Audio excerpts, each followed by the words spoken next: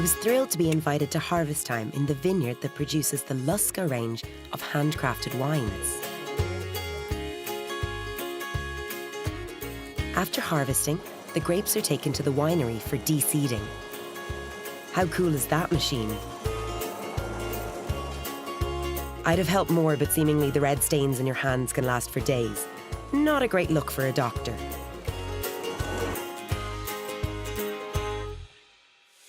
My invite to witness the Lusca harvesting didn't include a flight ticket. Believe it or not, David Llewellyn's vineyard is located in Lusk, County Dublin, making Ireland the latest addition to the official EU list of European wine-producing countries. So, David, these ones are ready to go then, aren't they? Yeah, these are ready. We're picking these later today. Have a taste. They're really sweet. Is it okay? Can I grab one of those? All right. I'll take this one. Oh, you stole the one I want today. Oh, yeah, they're gorgeous. Not only is Ireland now officially recognised as a wine-producing nation, predicted climate changes could be set to create the ideal conditions for a dramatic expansion of the industry. So this is the final product then, is it? Yes, Lara, this is my 2014. So what type of wine now is this one? Now, this is Cabernet Sauvignon and Merlot. All right. Genuine Irish wine. Cheers. Cheers. Delicious.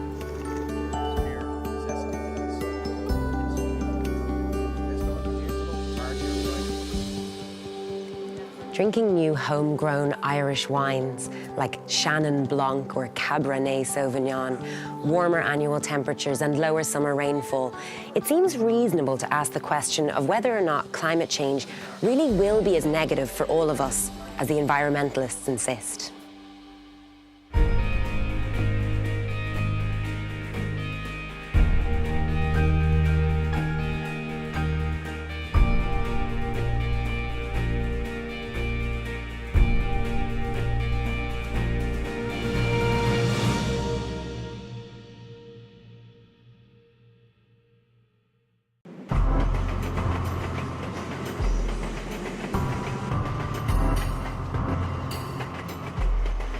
I set out on my own mission to investigate the negative predictions about what climate change means for us in Ireland. I began with a train journey along the east coast.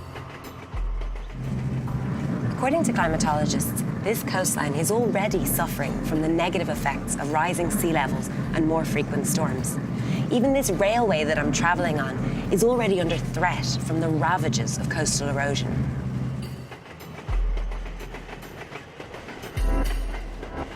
I think it was on the 24th of December last year, it became impassable here.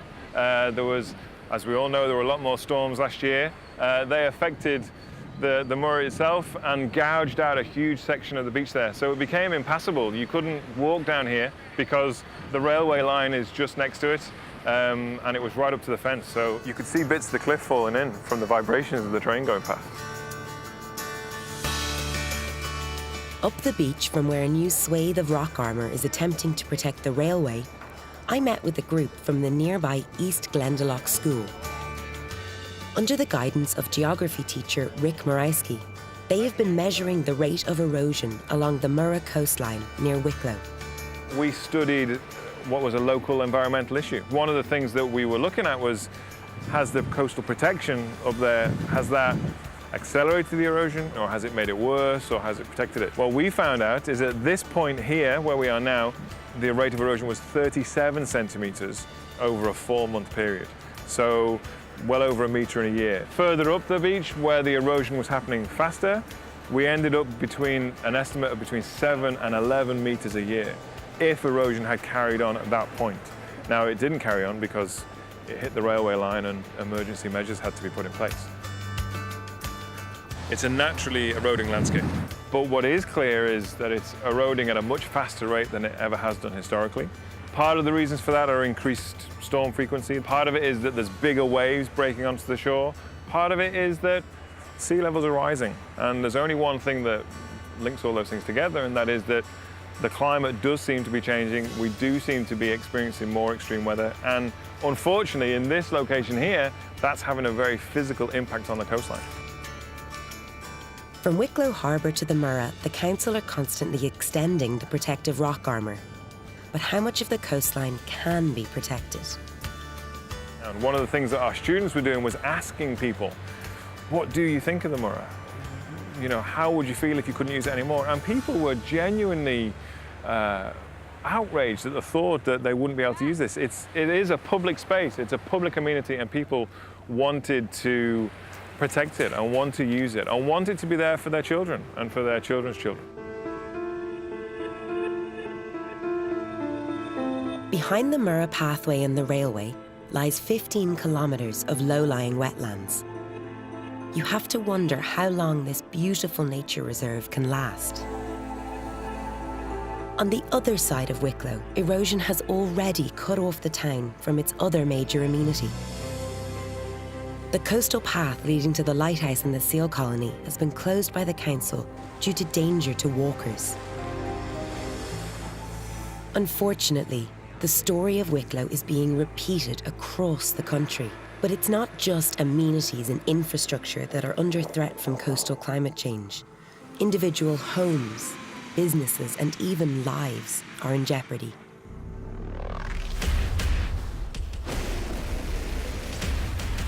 On the night of the 31st, a huge storm raged. The sea came up about 10 feet in volume and height. I think it was called Gertrude, I'm not too sure. But that was the first cut into the bank. And then we had another serious storm, again with a name, so that shows how serious they were, around about the 25th of January, and it took another cut. And then on the 5th of February, we had the third storm, and now what you see is what you get after 3 storms in the space of about 30 days. The insurance company actually said, they sent down an engineer, and he told us it was too dangerous.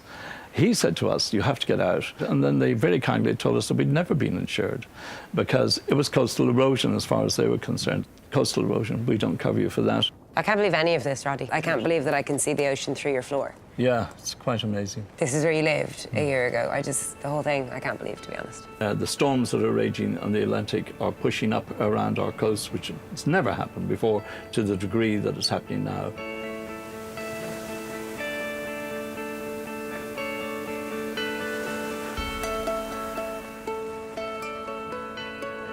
And that deck then presumably was up at the level of the house? The deck was up level of the door and the conservatory, which is the vine growing it.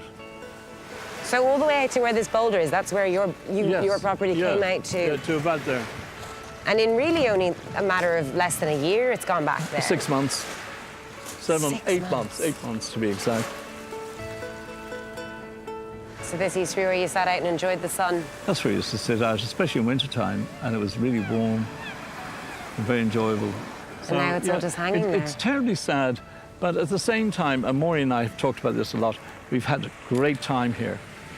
And you have to remember the great time you've had and not resent it. Okay. Because if you start to resent it, you'll lose the fact that you had a great time. And you've already lost enough, haven't you? Yeah, we lost enough.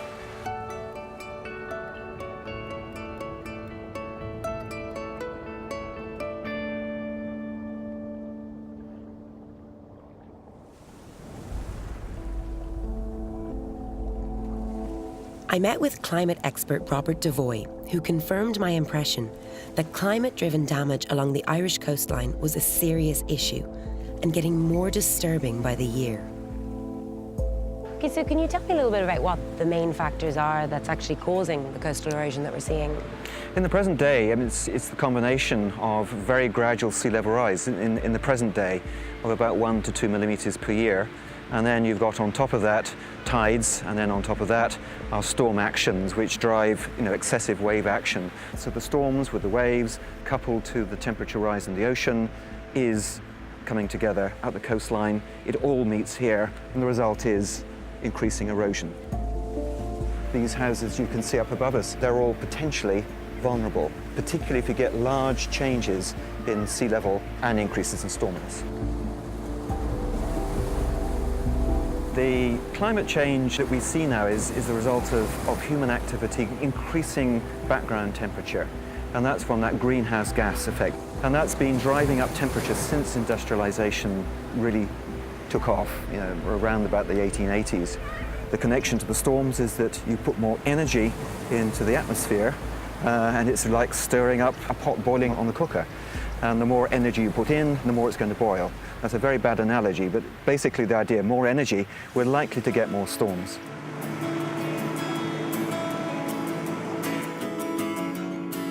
Across the country, storm and flood-threatened regions are struggling to protect their people and their landscapes against increasingly extreme weather events. The city of Cork presents a particularly challenging scenario. Well, even though we look like we're very far inland, we're actually about 12 kilometres away from the sea itself. So you actually have two river valleys that are interconnected and islands in between, but it is intertidal. So the sea does come in and out here, and the city is directly affected by the tidal cycle. So you've kind of got a mixture of flooding in the city. You've got river flooding coming down from the Lee Valley, which is to do with rainfall. You've got tidal flooding coming up from the estuary to do with high tide. And also, if you have a big storm system, it can actually push water even further up the Lee Valley. So this is in agreement with what climate scientists are saying? Oh, absolutely. There's no shortage of evidence of significant sea level rise across Ireland and across Europe as well. And with the threat of sea level rise, there is now a huge concern that the city is even more vulnerable to increased levels of flooding and increased severity of flooding.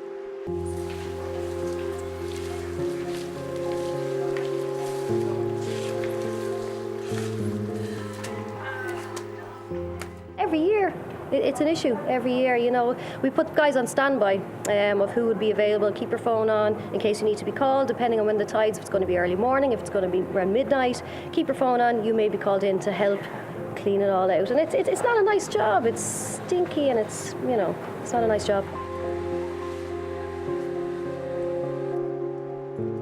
We did get really badly flooded about 4 years ago, where all the members of staff were called in very early in the morning time and literally had to just scoosh out up to maybe 3-4 foot of water from the downstairs floor, with furniture ruined, couches ruined, fridges, electrics and everything. So you just deal with it.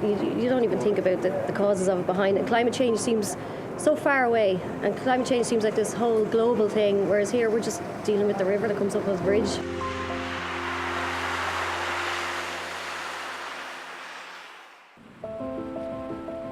The major flood relief scheme has been announced for Cork City. It'll be the biggest flood relief scheme ever invested in by the Irish state. It will provide a hugely increased level of protection, but there's no guarantee that it will work. You would have to build almost a huge high wall around the city and seal off the whole under-city area to try and do that, and that's just technically not feasible.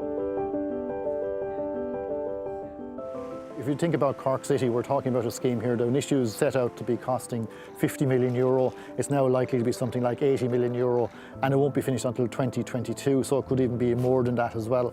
And that's only one city. If you think about all the other flood areas, we're talking about something like 400 sites across the country. If we're talking an average of just €5 million per scheme to sort those out, that's €2 billion alone. And a lot of these schemes aren't going to be €5 billion, so the potential economic cost is absolutely enormous. It seems flood protection projects have become a multi-million-euro drain on our resources. And when it comes to coastal erosion, these schemes can be silver linings with large clouds attached. If you were a tourist now coming down to Cork here and you came down here, like this was a big car park here, a nice car park. You could go down onto that beach. Now, would you like to be coming down to this here? Now, in fairness for anyone, would you like to come down to that? And that's 2 years going on like that now. Cortown is one of Ireland's largest seaside resorts, but the expanse of beaches that were once the magnet for thousands of tourists are now becoming a distant memory. While climate change might bring Cortown warmer annual temperatures and drier summers, it's also robbing it of the beaches which were its lifeblood. There'd always be a living to be made in Cortown as long as there was a beach. And there's no beach. I think it's a disaster for the Cortown area. That's personal. And I don't know anything about science. But you just have to walk around the village and have a look. at the remains of what was here years ago, this used to be hopping. You look at that hotel there, and the next hotel and the next house barred up, and the pub on the other side barred up, and the pub up the road barred up. It looks like a derelict town. Outside where the bridges are, they used to have shows and pony races. I mean, you can see yourself now, unless they're seahorses, there's not going to be pony races.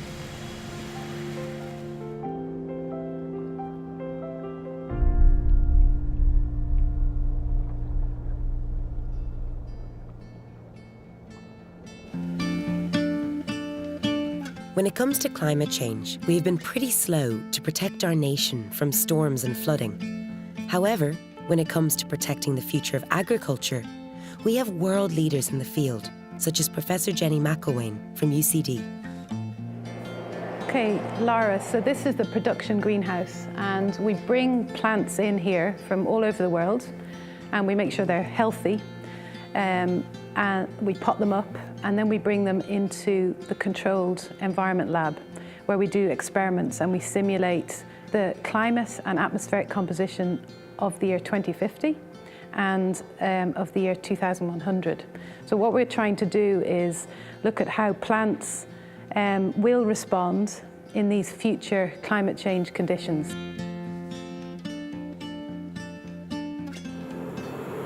So Lara, this is the controller here for the plant growth chamber, and you can see here on this monitor we're controlling it to 800 parts per million, so that's double the modern concentration. And this experiment is simulating the CO2 concentration that we expect by the end of this century. There are over 40 different natural varieties of the most important grasses in Ireland, and we're trying to find the grass that will be the most resilient to future drought and under future climate change conditions. We know that plants often thrive in CO2. Is that going to be the case here? All of the science suggests that if you increase the carbon dioxide concentration, plants are going to photosynthesize more, they're going to grow more, they're going to produce more yield. The issue is that as you increase the amount of greenhouse gases, you're going to raise temperature. Now, warmer temperatures will have a counteractive effect. We're going to see more extreme weather events. So we're going to see more episodes of drought and more episodes of flooding. And certainly the potato crop is not happy in drought episodes. So Jenny, it sounds to me like, especially in UCD, you're already preparing potentially for the worst. Is that right? Yes, so I think not just UCD, but many other institutions in Ireland and all over the world, they're trying to do science to try and better understand or better predict how the plants are going to respond and what will suppress yield in the future. So perhaps vineyard owners like David Llewellyn are the way forward for Irish agriculture, and we'll become a nation of wine growers rather than spud farmers. Are you the only person in Ireland who's making wine then? As far as I know, I'm the only one who has wine available for sale, but I have heard of one or two new vineyards that have been planted recently. So then is this something that you could have done in Ireland 100 years ago? Why is this so new? Apart from the fact that there are varieties existing now that didn't exist 100 years ago, I think the climate has warmed that little bit in the last half century that has made that little bit of a difference already. And how do you think this climate change has affected wine production? Well, it's good from the point of view of production in the more northerly regions that are marginal, like the UK, Ireland and Northern Europe. But it's pretty serious in a negative way in Southern Europe, where the summers are simply too hot now. The hot summers cause them to be ripe too early and too quickly, and the sugars to get too high, alcohol to get too high, which is actually not a good thing for a well-balanced, good quality wine. From my point of view, I suppose this narrow view of me growing grapes, it's obviously a good thing. But in my opinion, in the bigger picture, if global warming is continuing at the rate it seems to be now, I think we'll have. I think making wine will be the least of our worries, as you know, from the point of view of the human race. Endless rock armour and shifts in agriculture may be necessary defensive strategies, but what are we doing to tackle the root cause of climate change? Very little, it would seem. From cattle-centred agriculture and fossil fuel power generation to urban sprawl and our addiction to the car, we seem to have great difficulty recognizing ourselves as agents as well as victims of climate change.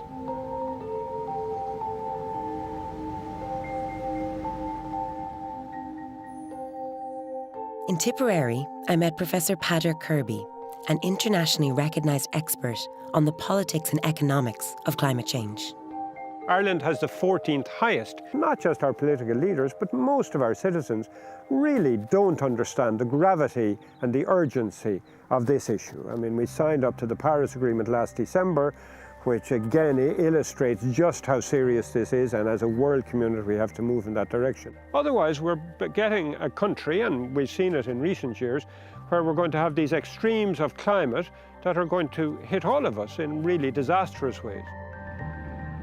The world scientists have a consensus about this like around no other issue ever in history. And yet we sleepwalk into disaster. And in Ireland, more than most countries, it seems to me that we really don't get it. It is the most urgent issue, and humanity has to face up to this, or we're fast making the planet uninhabitable for our species.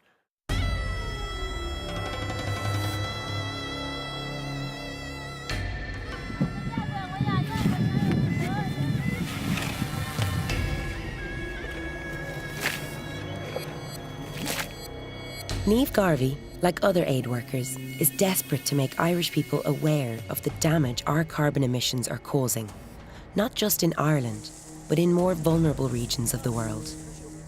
So Ireland, per capita, each person in Ireland is responsible for about 88 tonnes of carbon a year. That's more than 80 times the amount of the average person who lives in sub-Saharan Africa. Ireland has its responsibilities, and they're enshrined in international agreements such as the Paris Agreement, whereby Ireland has targets for the year 2020 to reduce our emissions by 20%. Far from reducing our emissions, we're actually on track for increasing our emissions by 2020. We're going in the wrong direction.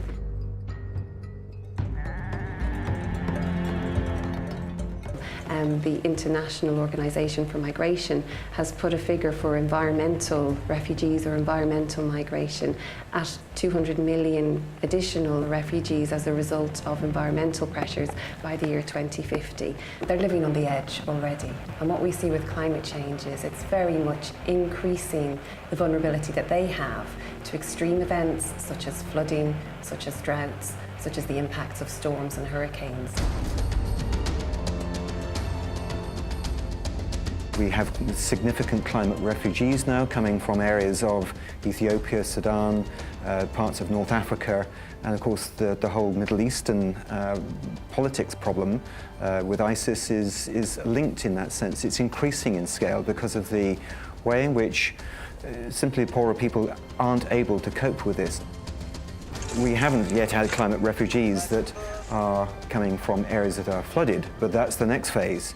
As Bangladesh, for example, becomes inundated, then where are that population of 70-odd million people or more, where are they going to go?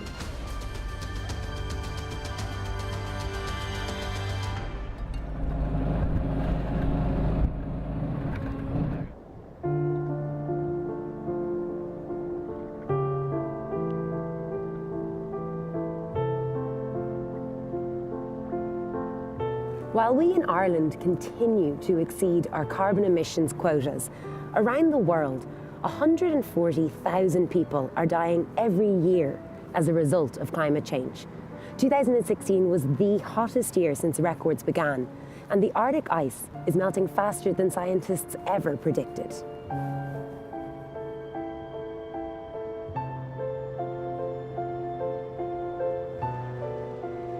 All in all, the current climate change outlook seems pretty bleak. And it would be very naive to think that our small island can avoid its share of the fallout from the global calamity speeding towards us.